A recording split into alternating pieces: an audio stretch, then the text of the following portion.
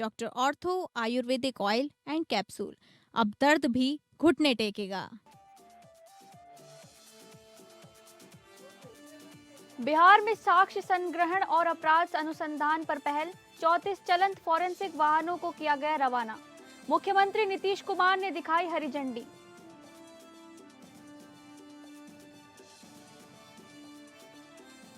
मनरेगा का नाम बदलने को लेकर सियासी वॉर जारी। मोदी सरकार के खिलाफ झारखंड में कांग्रेस का विरोध प्रदर्शन। कांग्रेसी नेताओं ने लगाए महात्मा गांधी का अपमान नहीं सहेगा हिंदुस्तान का नारा। खैरासेत गंगा धाम पहुंचे सीएम विष्णुदेव साय। मंदिर में की पूजा अर्चना। सीएम ने मंदिर में श्वेत ध्वज का किया ध्वजारोहण।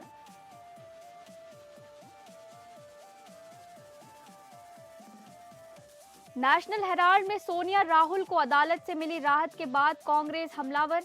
रायपुर में कांग्रेस ने किया मोदी सरकार के खिलाफ जोरदार विरोध प्रदर्शन। कहा सोनिया राहुल को फंसाने की मोदी सरकार की साजिश का हुआ पर्दाफाश। महाराष्ट्र के नगर निगम के चुनाव में उतरे मुख्यमंत्री देवेंद्र फडणवीस। ठाणे के अंबरनाथ में किया चुनावी जनसभा। कहा हमारी सरकार का एक ही एजेंडा विकास और सुशासन। जारी रहेगी भ्रष्टाचार के खिलाफ सख्त रुख। पंजाब ब्लॉक समिति चुनाव का नतीजे घोषित। 637 जोन में जीती आप। कांग्रेस के खाते में आई 190 सीटें। बीजेपी महज 26 सीटों पर सिमट गई। बम्पर जीत पर आप नेता मनीष सिसोदिया ने लोगों का जताया आभार।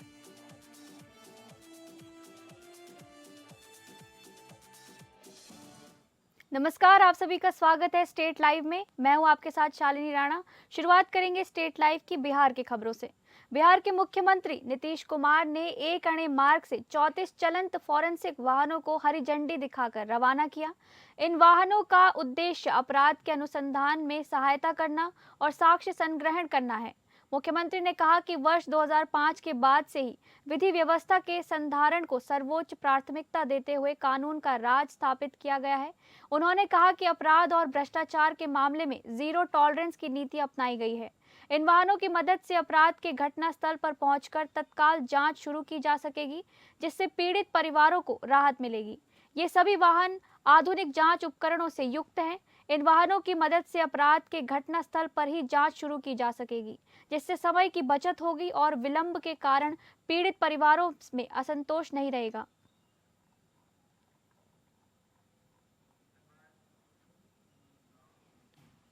बिहार के मुख्यमंत्री नीतीश कुमार ने गांधी मैदान में बिहार सरस मेला 2025 का भ्रमण किया।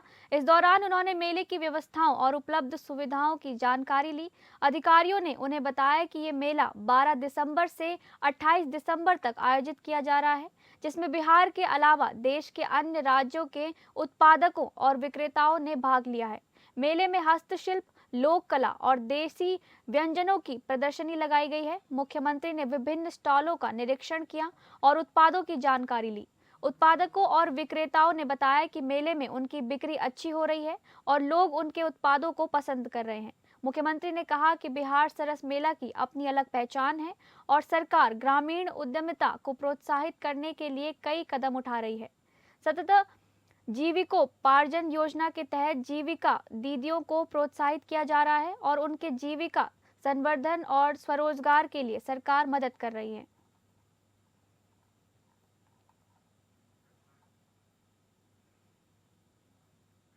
आत्मनिर्भर भारत हर घर स्वदेशी घर घर स्वदेशी कार्यक्रम सीकरिया शिक्षण संस्थान में मनाया गया। कार्यक्रम का उद्घाटन विधायक प्रमोद कुमार ने किया और कहा कि स्वराज से सुराज की ओर बढ़ना चाहिए। इसके लिए हम सभी को अपने देश और गांव के वस्तुओं का उपयोग करना चाहिए और विदेशी वस्तुओं का बहिष्कार करना चाहिए। भाजपा युवा नेता यमुना कुमार सीकरिया ने कहा कि मोदी सरकार का संकल्प है कि देश हर क्षेत्र में आत्मनिर्भर बने और इसके लिए सरकार लगातार योजना ला रही है। उन्होंने युवा वर्ग से अपने दैनिक जीवन में स्वदेशी को अपनाने के लिए कृत संकल्पित होने और आह्वान किया। वाला समय युवाओं का समय है। सरकार युवाओं के लिए लगातार कार्य कर रही है। युवाओं के लिए सारी योजना आ रही है। आज हमारा देश युवाओं का देश है। पूरा विश्व भारत की ओर देख रहा है। आज देखिए 200 साल के बाद बनारस का एक देवमूर्ति व्यक्ति आया जो 2000 संस्कृत के श्लोक कंठस्थ उन्होंने सुना दिए। ये क्या है? प्रकृति भी बोल रही है कि अब समय आ गया कि मानव जाति सुखी हो, संपन्न हो। इस मानव जाति सुखी संपन्न में हर युवाओं को चाहिए कि अपना एक योगदान दे। इस योगदान के लिए अब आप लोग भारत से बनी वस्तु का प्रयोग करिए, अपने घर में अपने पड़ोसियों को बताइए कि भारत की बनी हुई वस्तु को ही लेना है, क्योंकि आप लोग सब शिक्षित हैं, आप लोग मोबाइल वाले बच्चे हैं। आज का समय फेसबुक का है, व्हाट्सएप का है, ट्विटर का है, आप सब जान सकते हैं। बस यही बोलूंगा, आत्मनिर्भर भारत यही है कि हम अपने देश की वस्तु का इस्तेमाल करें। धन्यवाद। चर्चित पत्रकार गोकुल हत्याकांड में न्यायालय से बड़ा और अहम फैसला सामने आया है। एडीजे 7 न्यायालय के न्यायाधीश अमरेंद्र कुमार की अदालत में चल रहे सेशन ट्रायल संख्या 97-23 में आरोपी बीरबल यादव, मुनेश्वर यादव, अजय यादव और पंकज यादव, योगेंद्र यादव एवं सरफराज अंसारी को दोषी करार देते हुए न्यायालय ने सभी को आजीवन कारावास की सजा सुनाई है। मामले के अनुसार पत्रकार गोकुल कुमार 10 अगस्त 2022 को दिन के करीब 10:30 बजे खबर संकलन के लिए घर से निकले थे। गांव से कुछ ही दूरी पर पहले से घात लगाए आरोपियों ने उन्हें घेर लिया और ताबड़तोड़ गोलियां चलाकर उनकी मौके पर ही निर्मम हत्या कर दी थी। इस घटना से पूरे जमुई जिले समेत राज्य भर के पत्रकार जगत में भारी आक्रोश फैल गया था। न्यायालय के इस फैसले के बाद पत्रकार संगठनों, सामाजिक कार्यकर्ताओं और आम लोगों में संतोष और राहत की भावना देखी जा रही है। पीड़ित परिवार ने फैसले पर प्रतिक्रिया देते हुए कहा कि लंबे इंतजार के बाद उन्हें न्याय मिला है। गोकुल यादव हत्याकांड में कुल मिलाकर 6 या 7 छह अभियुक्त थे, जिसमें से 6 अभियुक्तों को न्यायालय ने दोषी पाया और गोकुल यादव की हत्या गोली मारने के कारण हुई थी। आरोप था कि उन्हें 3 गोली मारी गई और जो साक्ष्य थे, डॉक्टरों के साक्ष्य और साक्षियों ने प्रत्यक्षदर्शी साक्षियों ने जो बयान दिया, उसके आधार पर न्यायालय ने अभियुक्तों के विरुद्ध न्याय किया। सुपौल जिले में दर्दनाक सड़क हादसा हुआ है। एक ट्रक ने बाइक सवार महिला को कुचल दिया, जिससे उसकी मौके पर ही मौत हो गई। महिला अपने पति और भाई के साथ मायके जा रही थी। हादसे के बाद लोगों ने NH 106 को जाम कर दिया और पुलिस के खिलाफ नारेबाजी की। पुलिस ने शव को पोस्टमार्टम के लिए भेज दिया है और आगे की जांच कर रही है।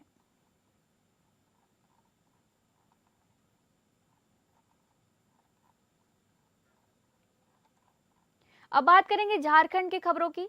पिछले 15 दिनों के भीतर मुख्यमंत्री हेमंत सोरेन के दूसरे दिल्ली दौरे के बीच भाजपा नेताओं से उनकी मुलाकात की अटकलें तेज हो गई, जिस पर अपनी प्रतिक्रिया देते हुए JMM प्रवक्ता मनोज पांडे ने हमारी संवाददाता तृप्ति सिंह से बातचीत के बीच कई अन्य मुद्दों पर भी विस्तार से चर्चा की। तो वहीं उन्होंने केंद्र सरकार से मिलने वाले फंड की कमी को लेकर जमकर नाराजगी भी जताई। जोहार, इस वक्त हमारे बीच है झारखंड मुक्ति मोर्चा के प्रभारी मनोज पांडे जी। देखिए, सर्वप्रथम जो ये साल 2025 रहा, एक दुख भरी खबर जो इस पूरे साल में आई, हमारे प्रिय नेता, हमारे अभिभावक, देवतुल्य नेता शिबू सोरेन जी हम लोगों को छोड़कर चले गए। साथ में रामदास जी, एक आंदोलनकारी, उनका भी निधन की खबर। मुझे लगता है अब आने वाला वर्ष एक बेहतर कल लेकर आएगा। जो ये साल बीत रहा है या बीतने वाला है, उसमें कई एक जन सरोकार वाले विषयों पर हेमंत सरकार ने निर्णय लिया और नियुक्तियों का वर्ष बोला जाए तो अतिशयोक्ति नहीं होगी। युवाओं के लिए रोजगार उपलब्ध कराए गए और हमारे नेता के लोकप्रियता में इजाफा हुआ। विपरीत परिस्थितियों में भी कुशल शासन प्रबंधन दिखा झारखंड में। आने वाले दिनों में और बेहतर शासन प्रबंधन दिखेगा। झारखंडियों के लिए बहुत कुछ करना बाकी है और एक प्रतिबद्ध मुख्यमंत्री, एक संवेदनशील मुख्यमंत्री, उनके ज़हन में सारी बातें हैं, सारे विषय हैं कैसे हम युवाओं को रोजगार दें, कैसे सरना धर्म कोड लागू हो, कैसे पिछड़ों को आरक्षण मिले, कैसे हम 1,40,000 करोड़ रुपए केंद्र से वापस ला पाए। एक आखिरी सवाल आपसे करना चाहेंगे मनोज जी। अभी हाल ही में एक वीडियो वायरल हुआ सोशल मीडिया पर काफ़ी तेज़ी से, नेता प्रतिपक्ष बाबूलाल मरांडी और कांग्रेस विधायक दल के नेता प्रदीप यादव का। उसमें वो उनसे मिलते नज़र आए, कुछ कागज़ात वो उन्हें देते नज़र आए। हर जगह ये वीडियो वायरल हुआ है और चर्चा ये हो रही कि जो सत्र के दौरान भी देखने को मिला, काफ़ी नाराज़गी उन्होंने जताई प्रदीप यादव। तो क्या इंडिया गठबंधन में सब कुछ ठीक है? ऐसा तो नहीं है कि कांग्रेस खफ़ा है? देखिए, इंडिया गठबंधन में सब कुछ ठीक है, ऑल इज वेल है। गठबंधन की सरकार है तो कुछ बातें वैसी हो जाती हैं जिससे अटकलबाजियां लगनी शुरू हो जाती हैं। अब प्रदीप यादव जी मिले, बाबूलाल जी से मिले, क्या कुछ बातें हुई, क्या लेन देन हुआ, क्या डॉक्यूमेंट कुछ देने की बात, तो वो दोनों ही बेहतर बता पाएंगे। और प्रदीप यादव जी ने सफाई भी दी है, तो मुझे नहीं लगता है कि इस मामले को कोई तूल दिया जाए या इसमें किसी तरह की अटकलबाजी की जाए। जी, बहुत-बहुत शुक्रिया। आपने हाल हमारे सहयोगी दीपक के साथ एएपीएन न्यूज़ से मैं तृप्ति रांची से, नमस्कार। कांग्रेस नेताओं और कार्यकर्ताओं ने केंद्र सरकार के खिलाफ विरोध प्रदर्शन किया। उनका कहना था कि केंद्र सरकार महात्मा गांधी राष्ट्रीय ग्रामीण रोजगार गारंटी अधिनियम या कह लें मनरेगा को निरस्त कर रही है, जो चिंताजनक और सुनियोजित कदम है। कांग्रेस नेताओं ने महात्मा गांधी की प्रतिमा के नीचे बैठकर विरोध प्रदर्शन किया और महात्मा गांधी का अपमान नहीं सहेगा हिंदुस्तान के नारे लगाए। कांग्रेस जिलाध्यक्ष रंजन बायपाई ने कहा कि मनरेगा जन आंदोलन से जन्मा कानून है जो गरीबों को रोजगार का अधिकार देता है। पूर्व कांग्रेस जिलाध्यक्ष सन्नी सिंकू ने कहा कि महात्मा गांधी का नाम हटाना षड्यंत्र है। कांग्रेस जिला प्रवक्ता त्रिशानु राय ने कहा कि ये नाम परिवर्तन महात्मा गांधी के मूल्यों के प्रति भाजपा और आरएसएस की असहजता को दर्शाता है। उनकी लड़ाई महात्मा गांधी से है, उनकी विचारधारा से है, क्योंकि हिंदुस्तान नहीं सहेगा। महात्मा गांधी न सिर्फ स्वतंत्रता सेनानी रहे हैं, बल्कि समाज को सुधारने का भी काम किए हैं। आज प्रेस मीडिया को अगर बोलने की आज़ादी है, एक दलित को बोलने की आज़ादी है, तो महात्मा गांधी का ये बहुत बड़ा योगदान है। तो हम लोग कभी बर्दाश्त नहीं करेंगे कि मनरेगा जैसे योजना से, जो कि पूरे भारत और कांग्रेस की महत्वाकांक्षी योजना रही है एक समय में, और करोड़ों लोगों का इससे जीवन बसर हो रहा है, तो उसमें महात्मा गांधी जी का नाम हटाया जाए। हम लोग पूरी जिला कमेटी इसका विरोध करते हैं और आगे भी करते रहेंगे। रांची जिला प्रशासन द्वारा आमजन से सीधे जुड़े राजस्व एवं भूमि सुधार संबंधी कार्यों को अधिक पारदर्शी, कुशल एवं समयबद्ध बनाने की दिशा में कई महत्वपूर्ण प्रयास किए जा रहे हैं। इसी कड़ी में रांची समाहरणालय के ब्लॉक बी में उपायुक्त सह जिला दंडाधिकारी मंजुनाथ भजंत्री की अध्यक्षता में राजस्व कार्यों की एक विस्तृत समीक्षा बैठक का आयोजन किया गया। इस दौरान उपायुक्त ने कड़े शब्दों में कहा कि जनता की समस्याओं का निराकरण कराना जिला प्रशासन की प्राथमिकता है। राजस्व कर्मचारी, अधीनस्थ अमीन, राजस्व उप निरीक्षक, अंचल निरीक्षक अपने कार्यशैली में सुधार कर रहे हैं। कोई शिकायत प्राप्त होने पर कठोर कार्यवाही की जाएगी। जनता की समस्या का निराकरण कराए, साथ ही उन्हें कार्यालय के चक्कर बेवजह ना लगाने पड़े, ये सुनिश्चित करें।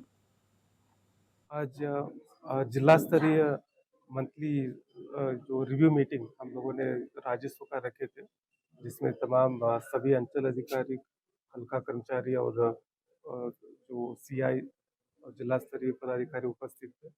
इसमें लंबित सभी दाखिल खारिज हुआ और पंजी टू सुधार के जो परिशोधन पोर्टल पे है, उसके बाद जो नापी का कार्य जो चल रहे हैं, फिर सरकारी योजनाओं के लिए जमीन की जो आवश्यकता है, उन सभी का हम लोगों ने आज समीक्षा किए हैं और विशेषकर दाखिल खारिज जो करने के लिए बताए हैं, और 90 दिन के ऊपर भी जो विथ ऑब्जेक्शन वाले जो उनको भी कुछ लंबित है, वो भी निष्पादन करने की आवश्यकता है।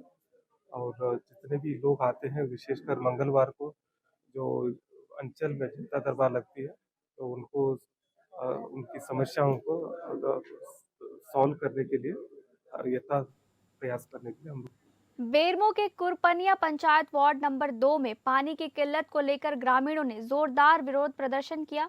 ग्रामीणों का नेतृत्व वार्ड सदस्य मालती देवी ने किया। ग्रामीणों का आरोप है कि प्रबंधन उनकी समस्याओं को अनदेखा कर रहा है और उन्हें मूलभूत सुविधाओं से वंचित रखा जा रहा है। ग्रामीणों ने आरोप लगाया कि खनन के कारण पानी का स्रोत खत्म हो गया है और प्रबंधन इसके लिए जिम्मेदार है। उन्होंने मांग की कि प्रबंधन उनकी समस्याओं का समाधान करे और उन्हें पानी की सुविधा प्रदान करे। जीप सदस्य ओम प्रकाश उर्फ टीनू सिंह ने कहा कि प्रबंधन अगर ध्यान नहीं देती है तो प्रबंधन को नोटिस देकर बड़ा आंदोलन किया जाएगा। उन्होंने कहा कि ग्रामीणों को कोई देखने वाला नहीं है और उनकी समस्याओं को अनदेखा किया जा रहा है। विरोध प्रदर्शन के दौरान गांधीनगर पुलिस प्रशासन की कड़ी निगरानी रही और आम पब्लिक को कोई परेशानी न हो इसका ध्यान रखा गया। सड़क जाम नहीं है, लोग अपने प्रतिवाद के तौर पर यहाँ खड़े हैं सड़क पर कि आज उनको देखने वाला कोई नहीं है। उनका जो मूलभूत सुविधा जो है जिससे लोग जीवित रह सकते हैं वो पानी आज 10-15 दिनों से यहाँ मिल नहीं रहा है। अगल बगल के कुआं, नदी, नाला, ऐसा जो भी स्रोत था वो सारा स्रोत इस क्षेत्र में जो खनन क्षेत्र होने के कारण वो सारा स्रोत आज ख़त्म हो गया जी। और जब स्रोत ख़त्म हो गया है तो लोग आखिर पानी किससे मांगेंगे? जो स्रोत ख़त्म करने वाले जो लोग हैं और उनका नारा भी यही है कि हम ग्रामीण के स्वर्णिम विकास के लिए हम काम कर रहे हैं, उनका हर सुविधा देखना हमारा काम है। और आज समझिए कि 15 दिनों से पानी नहीं है, एक टैंकर पानी देने की स्थिति में नहीं है प्रबंधन। बोकारो थर्मल प्लांट का निरीक्षण करने के लिए डीवीसी के एडिशनल डायरेक्टर पीपी शाह पहुंचे। उन्होंने एस पॉन्ड का निरीक्षण किया और छाई ट्रांसपोर्टिंग कार्य की स्थिति का जायजा लिया। पीपी शाह ने कहा कि 4 महीनों से बंद एस पॉन्ड से छाई ट्रांसपोर्टिंग कार्य सुचारू नहीं हुआ तो बोकारो थर्मल प्लांट को बंद करना पड़ सकता है। इससे बिजली संकट उत्पन्न हो जाएगा और इसका असर झारखंड सहित 5 से 6 राज्यों पर पड़ेगा। पीपी शाह ने ठेकेदार को चेतावनी देते हुए कहा कि 14 दिनों में छाई ट्रांसपोर्टिंग शुरू नहीं किया गया तो निविदा रद्द कर दिया जाएगा। उन्होंने कहा कि बोकारो थर्मल प्लांट बिजली उत्पादन के क्षेत्र में कई अवार्ड जीत चुका है और इसे बंद नहीं किया जा सकता है।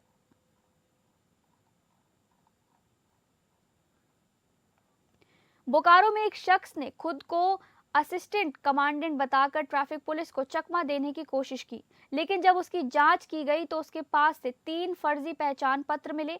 शख्स के पास से मिले पहचान पत्रों में एक सीआरपीएफ का था जिसमें उसका नाम असिस्टेंट कमांडेंट बताया गया था। इसके अलावा उसके पास से एनएसजी और सीआरपीएफ के 2 अन्य फर्जी पहचान पत्र मिले जिनमें अलग अलग नाम लिखे हुए थे।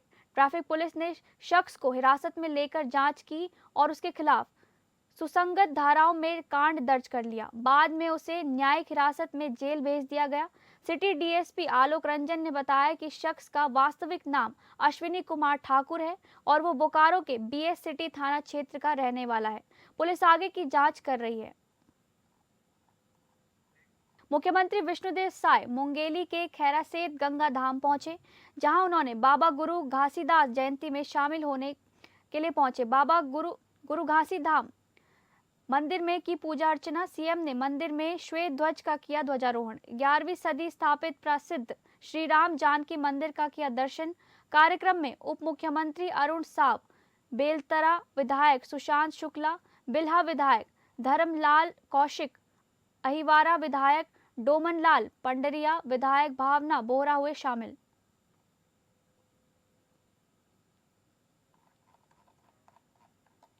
नेशनल हेराल्ड मामले को लेकर छत्तीसगढ़ की राजधानी रायपुर में कांग्रेस ने जोरदार विरोध प्रदर्शन किया। कांग्रेस प्रदेश अध्यक्ष दीपक बैज के नेतृत्व में कांग्रेस कार्यकर्ताओं ने भाजपा कार्यालय एकात्म परिसर का घेराव करने की कोशिश की, लेकिन पुलिस ने पहले से ही बैरिकेड्स लगाकर उन्हें रोक दिया। पंडरी इलाके में बड़ी संख्या में कांग्रेस नेता और कार्यकर्ता जुटे। नारेबाजी करते हुए कार्यकर्ता आगे बढ़े। इस दौरान मेकाहारा चौक के पास पुलिस और कार्यकर्ताओं के बीच धक्का मुक्की भी हुई। कुछ प्रदर्शनकारियों ने बैरिकेड तोड़ने की कोशिश की, हालांकि पुलिस ने उन्हें आगे बढ़ने से रोक दिया। पूरे देशव्यापी प्रदर्शन हो रहा है। भारतीय जनता पार्टी के जो झूठ है वो खुल चुका है। राउजनी कोर्ट में जिस प्रकार से सत्य की जीत हुई है और 12 साल तक के हमारे शीर्ष नेतृत्व श्रीमती सोनिया जी आदरणीय खड़गे जी, आदरणीय राहुल जी, इसको बदनाम करने का जो षड्यंत्र ये लोग कर रहे थे, 12 साल तक ये खूब बदनाम किए। 2000 करोड़ का घोटाला है, 5000 करोड़ का घोटाला है, लेकिन आज राउजनी कोर्ट ने उसे संज्ञान लेने से भी इनकार कर दिया, उस इस लायक भी नहीं है। लेकिन किस प्रकार से हमारे नेताओं को 12 साल तक बदनाम करते रहे। भारतीय जनता पार्टी चेत जाए कि इस प्रकार की झूठ है वो नहीं चलेगा। जो देश के लिए पूरे संपत्ति, पूरी जीवन समर्पित करने वाला परिवार, गांधी परिवार, उसको बदनाम करने चले थे, लेकिन आज मोदी शाह की सरकार पे करारा तमाचा पड़ा है। राउजनी कोर्ट ने जो फैसला है वो सबसे बड़ा तमाचा है। खैरागढ़ संभाग में बिजली विभाग की स्थिति चिंताजनक है। शासकीय विभागों पर 20 करोड़ रुपए से अधिक का बिजली बिल बकाया है, जबकि निजी उपभोक्ताओं पर 4 करोड़ रुपए से ज्यादा का बिल लंबित है। सबसे बड़ी चिंता की बात यह है कि आम उपभोक्ताओं से समय पर भुगतान के लिए सख्ती की जाती है, लेकिन शासकीय विभागों की भारी देनदारी लंबे समय से लंबित है।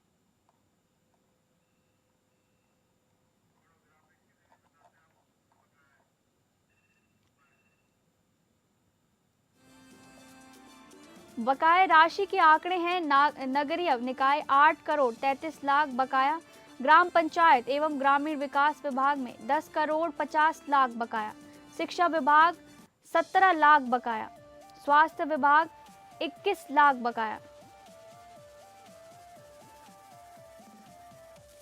अन्य विभाग 1 करोड़ 20 लाख से अधिक बकाया। वहीं बिजली विभाग का कहना है कि बकाया राशि की वसूली के लिए लगातार संबंधित विभागों और उपभोक्ताओं से संपर्क कर कार्यवाही की जा रही है। हालांकि पिछले 1 वर्ष के आंकड़ों पर नजर डालें तो शासकीय कार्यालयों के बकाया में कोई खास कमी देखने को नहीं मिलती।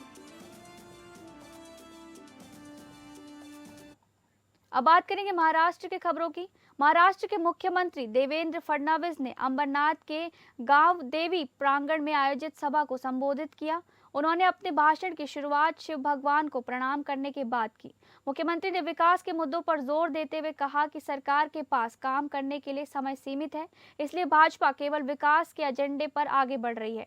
उन्होंने राज्य में करीब 2 लाख करोड़ रुपए की लागत से 370 किलोमीटर मेट्रो लाइन का कार्य प्रगति पर होने का उल्लेख किया और बताया कि इसका विस्तार आने वाले समय में अंबरनाथ तक किया जाएगा। मुख्यमंत्री ने गुंडा राज खत्म करने और भ्रष्टाचार के खिलाफ सख्त रुख अपनाने की बात दोहराते हुए कहा, न खाऊंगा न खाने दूंगा, यानी न मैं भ्रष्टाचार करूंगा और न ही किसी को करने दूंगा। आगामी 20 तारीख को होने वाले चुनाव का जिक्र करते हुए मुख्यमंत्री ने जनता से अपील की कि बिना किसी भ्रम के भाजपा को अपना मत दें और अगले 5 वर्षों तक सरकार के काम को देखें। उन्होंने विश्वास दिलाया कि भाजपा सरकार के नेतृत्व में अंबरनाथ सहित पूरे क्षेत्र में विकास और तरक्की की रफ्तार और तेज होगी।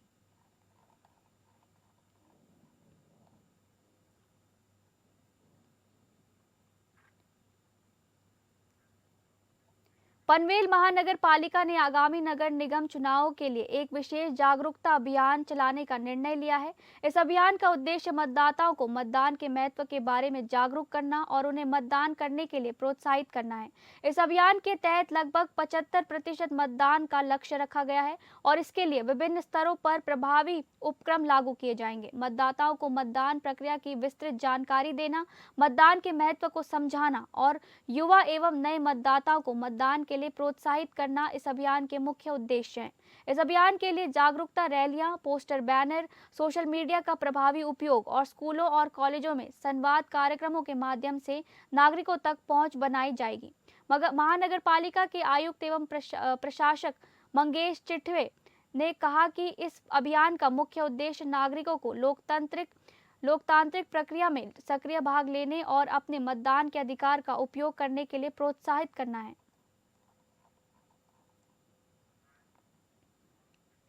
पुणे शहर में तेंदुए के दिखने की खबर से दहशत फैल गई। मंजरी रोड पर केशव नगर की एक सोसाइटी में सीसीटीवी में तेंदुआ घूमता हुआ देखा गया। वन विभाग के अधिकारी मौके पर पहुंचे और तेंदुए को पकड़ने के लिए अभियान शुरू किया गया। पुणे में इससे पहले भी तेंदुआ देखने की घटनाएं हो चुकी हैं।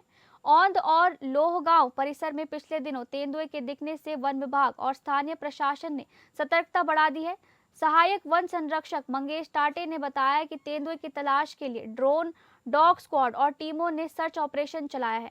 वन विभाग ने लोगों से अपील की है कि वे सतर्क रहें और बच्चों और पालतू जानवरों को घर के अंदर रखें।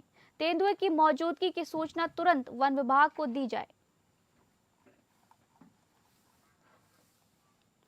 थाने क्राइम ब्रांच ने कर्नाटक के बीदर से एक आरोपी को गिरफ्तार किया है, जिस पर महिलाओं से आभूषण छीनने का आरोप है। आरोपी की पहचान अब्बास उर्फ बद्दा यूनुस सैयद के रूप में हुई है, जो कल्याण जिले के अंबीवली का निवासी है। पुलिस ने उसके पास से 232.5 ग्राम वजन के सोने के आभूषण बरामद किए हैं, जिनकी कीमत 30,22,500 रुपए है।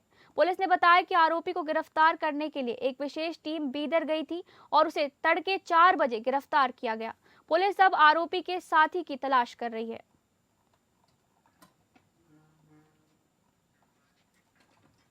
अब बात करेंगे पंजाब की खबरों की। पंजाब ब्लॉक समिति चुनाव में अब तक 2,838 जोन में से 1,066 के नतीजे घोषित हुए हैं। इसमें से 637 पर आम आदमी पार्टी, 190 पर कांग्रेस और 138 पर शिरोमणि अकाली दल ने जीत हासिल की है। बीजेपी को 26 सीटों पर जीत मिली है। जिला परिषद चुनाव में 344 जोन में से 53 के नतीजे घोषित हुए हैं, जिनमें आम आदमी पार्टी को 29, कांग्रेस को 9 और शिरोमणि अकाली दल को 5 जोन में जीत मिली है। आपकी पंजाब इकाई के अध्यक्ष और कैबिनेट मंत्री अमन अरोड़ा ने कहा, जिला परिषद और पंचायत समिति चुनावों के अब तक घोषित परिणाम आम आदमी पार्टी के पक्ष में हैं।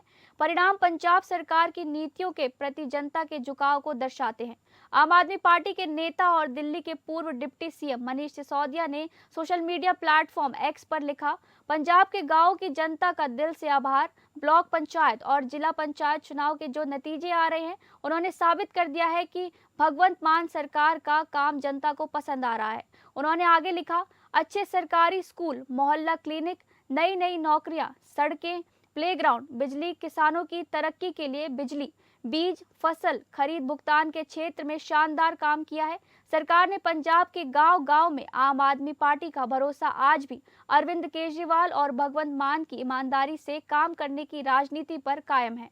आम आदमी पार्टी के सभी कार्यकर्ताओं और साथियों को बधाई। फिलहाल स्टेट लाइव में बस इतना ही। नमस्कार।